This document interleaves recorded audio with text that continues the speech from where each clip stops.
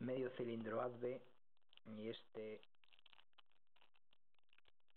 me da la impresión, pone aquí de Ben, y yo creo que es uno de los que me adquirió en el mercadillo.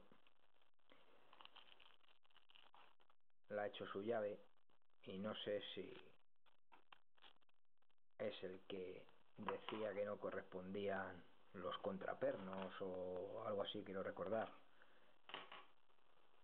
o no eran del cilindro, tenían más holgura y era por lo visto más fácil abrirlo. Yo creo que ya la abrí en su día, pero bueno, así pruebo la Bogotá, esta punta de Levi, y veo qué tal va, a ver si lo abre. No sé si lo abrirá. Ahí está. Se ha abierto solo. Bueno, pues nada, a ver, para el otro lado.